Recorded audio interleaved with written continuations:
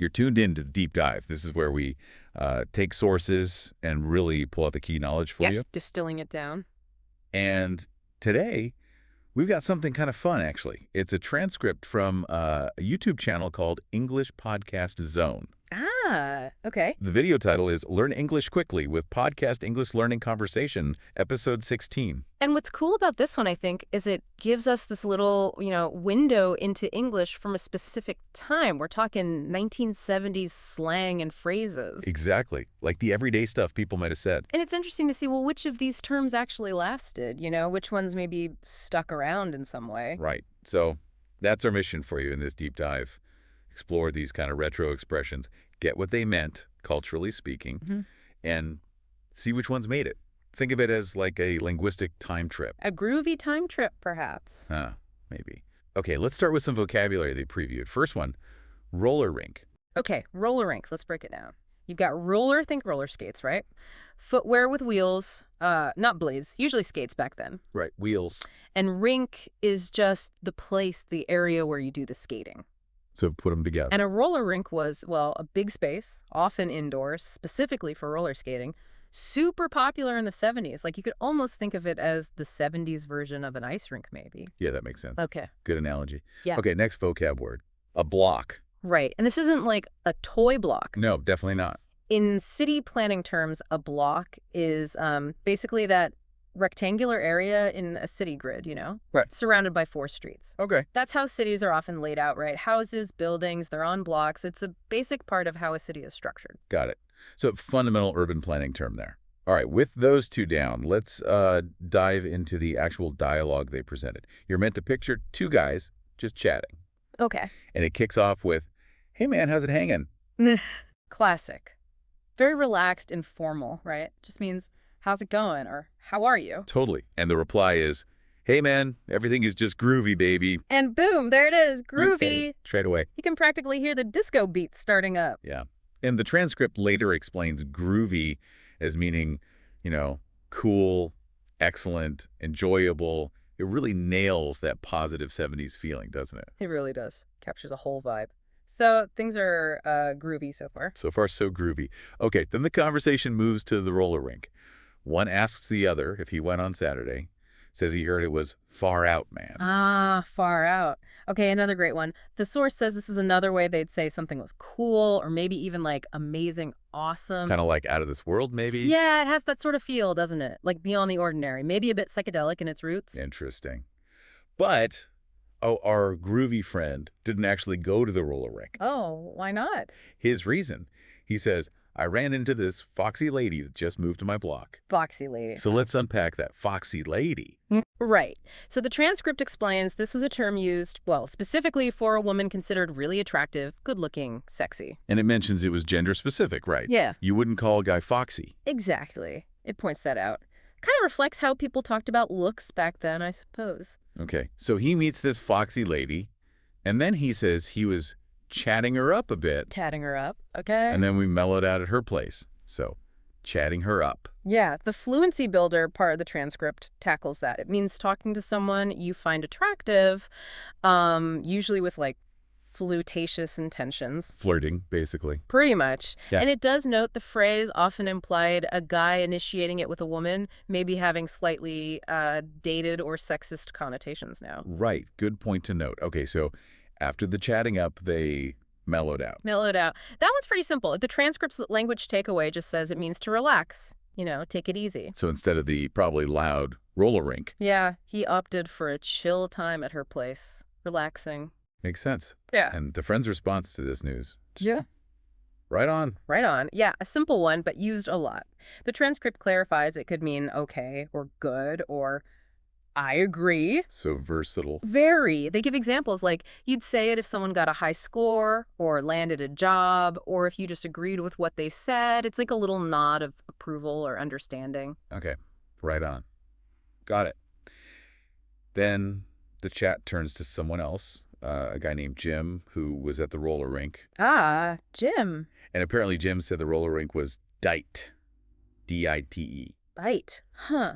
Now, that's interesting because the transcript doesn't actually define that one, does it? No, it's mentioned in the dialogue, but not explained in the takeaways. Leaves you wondering. It does. It's a little gap. I mean, based on the context, right? Jim was there. The place was already called far out. Yeah. It seems likely dite was also positive, wouldn't you think? Yeah.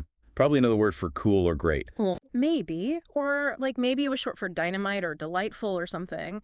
It kind of shows how slang can pop up and maybe disappear just as fast. Hard to know for sure without the definition. Good point. Fluidity of slang. Okay, so after mentioning deet, we hear that Jim was, quote, low on bread. Low on bread. Okay, most people hear bread, they think food. Right. But Here, bread was common slang for money, so Jim didn't have much cash on him. Ah, okay. But luckily, Sherry paid for everything, which leads to the next term, gravy. Gravy. Now, again, you think food topping. Totally. Mashed potatoes, right? Exactly. But in the 70s slang context, the transcript says gravy meant something was cool or nice, kind of like far out or maybe even just good. So Sherry paying was gravy, like a cool bonus situation. Yeah, that seems to be the idea. It was a good thing, a nice extra. But, it sounds like Jim might have a habit of this. How so? Because the friend then calls Jim a jive turkey who's always hitting me up for cash. Okay, jive turkey. That does not sound like a compliment. Not at all. And the transcript's sort of faster audio review section at the end, it defines jive turkey as someone who's like unreliable or irresponsible. Not cool. Looks like Jim's maybe a bit flaky. Doesn't pull his weight. Seems like it. And what about hitting me up for cash? Right. What's that mean? The Fluency Builder section explains this one clearly. To hit someone up for cash, or just hit someone up, means to ask them for money. So Jim is constantly asking his friends for money. Apparently so. Which, yeah, reinforces that jive turkey label. It shows how these slang terms weren't just descriptions, they carried judgment, opinions about people. Definitely. Okay, so the conversation is winding down. One friend asks the other, want a book and go grab some grub? Book and grab grub. Okay, and the reply is enthusiastic. Yeah, man. I'm starving. So let's break down book and grab some grub. All right. Book first. Used as a verb here, it means to leave. And usually, to leave quickly. Like make a quick exit. Yeah. The transcript gives examples like, you gotta book if the police show up, or if you're late, or even if a party's just really boring. There's a sense of needing to get out of there fast. Got it. So let's book means let's leave now. Pretty much. And then grab some grub. Grub. That sounds informal. It is. The Fluency Builder says grub is just informal slang for food. So grab some grub simply means let's go get some food, probably quickly. Makes perfect sense.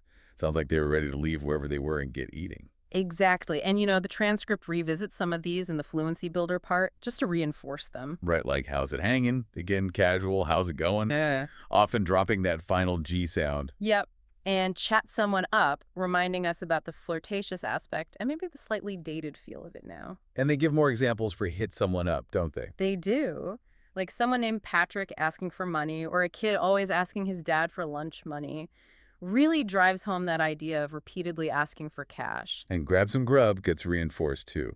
Just means get food fast. So, stepping back a bit, thinking about the bigger picture, why did these phrases pop up? What's their legacy? Good question. Well, the transcripts suggest that even if you don't hear groovy or far out every day now, But you probably don't. right, you might still run into them in movies or TV shows, anything depicting that whole disco era. That era still has a lot of nostalgic appeal. That's true. You see 70s themed parties and stuff. Exactly. And it also mentions that maybe more advanced English learners might use these terms kind of playfully today. How so? Like dropping a groovy into conversation as a funny throwback, a reference to the 70s, just adding a bit of retro spice to their English. A bit of linguistic flair. Yeah. And honestly, some of them do still pop up sometimes. Maybe not constantly, but you might hear right on or even grab some grub occasionally. Language cycles, It does. And the source also had that quick review of other 70s words at the end, right? Even ones not in the main chat. Oh, yeah. Things like disco, obviously. And the man, meaning like authority figures, the establishment, often used with a bit of suspicion. Right. Also bummer for something disappointing. Gig for a job, especially a music performance. Brit, which apparently meant money back then, strangely. Just like, And crib, meaning their house or apartment. So it just shows there was this whole rich vocabulary floating around, shaped by music, culture, everything happening then. so wrapping this up, What's the main thing for you, the listener, to take away from this deep dive into 70s English? Well, we've dug into some really memorable phrases, haven't we? And seen how language really does reflect the time it's used in. Definitely. It's insightful seeing how some words like groovy or far out just feel so 70s, They really capture that specific vibe. while others maybe like right on or grab some grub or maybe more practical and manage to stick around longer or at least are easily understood today. Yeah, that's a good distinction. So, key takeaways for you. Maybe you remember groovy for cool, enjoyable, far out for awesome, right on for agreement, Book for leaving quickly. and grab some grub for getting food. And maybe jive turkey if you need to describe someone unreliable from that era. Maybe. Yeah. But seriously, understanding these older trends gives you a richer sense of English, how it changes. And like you said, knowing gravy could mean cool. That's kind of fun when you're watching an old movie. It's like having a secret decoder ring for the 70s. All right, so here's something for you to think about after this. What slang do we use right now that might sound totally dated or maybe even funny in, say, 40 or 50 years? Ooh, good question. Or maybe, can you think of a word we use today that has the same kind of overall positive, happy feeling as groovy did back then? Makes you think, doesn't it? How language is always shifting, always reflecting our culture and our times.